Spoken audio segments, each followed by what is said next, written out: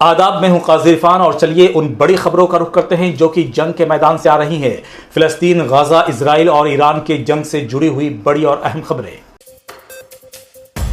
आज इजराइल फिलिस्तीन जंग को 400 दिन पूरे हो गए हैं। 7 अक्टूबर 2023 को गाजा में युद्ध शुरू हुआ था। इजराइल ने 400 दिनों के दौरान करीब 86,000 टन विस्फोटक फिलिस्तीन पर गिराए हैं। संयुक्त राष्ट्र मानवाधिकार के अनुसार गाजा में इजरायली हमलों से मरने वालों में 70% महिलाएं और बच्चे हैं। एक रिपोर्ट के मुताबिक शहीद फिलिस्तीनियों में 17,000 से ज्यादा बच्चे शामिल हैं। शहीद फिलिस्तीनियों में महिलाओं की संख्या 12,000 से ज्यादा है। संयुक्त राष्ट्र ने गाजा के लोगों को मानवीय सहायता रोकने पर इजराइल की आलोचना की है।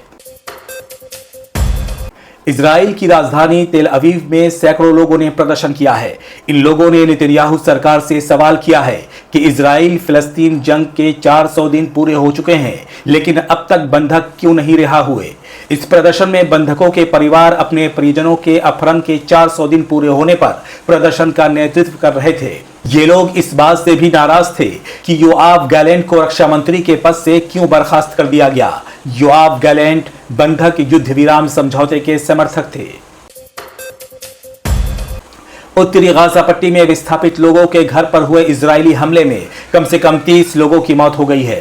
गाजा शहर में अल अहली अस्पताल की निदेशक डॉक्टर फदेल नैम ने जानकारी देते हुए कहा है कि मृतकों में 9 महिलाएं और 13 बच्चे भी शामिल हैं।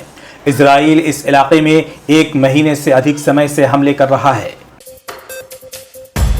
इजराइल के मेशाफ बेन में हिजबुल्लाह के रॉकेट हमले में 3 इजरायली घायल हो गए हैं। हिजबुल्लाह ने इस इलाके में कई रॉकेट दागे हैं। इनमें से कई रॉकेट को रोक दिया गया। जिन रॉकेट को नहीं रोका जा सका उनसे काफी नुकसान होने की खबर है। कतर ने इजराइल और हमास के बीच संघर्ष विराम और बंधक रिहाई वार्ता में मध्यस्थ के रूप में अपनी भूमिका निलंबित कर दी है। कतर ने कहा है कि जब हमास और इजराइल बातचीत की इच्छा दिखाएंगे तो हम अपना काम फिर से शुरू करेंगे। ध्यान रहे कि अक्टूबर महीने में दोहा में आयोजित नवीनतम दौर की वार्ता भी विफल रही थी, क्योंकि हमास ने अल्पकालिक युद्ध विराम के प्रस्ताव को खारिज कर दिया था। तो ये थी ईरान इजराइल फिलिस्तीन जंग से जुड़ी हुई बड़ी खबरें। ऐसी ही खबरों से बाखबर रहने के लिए हमारे चैनल को लाइक, सब्सक्राइब और शेयर करें।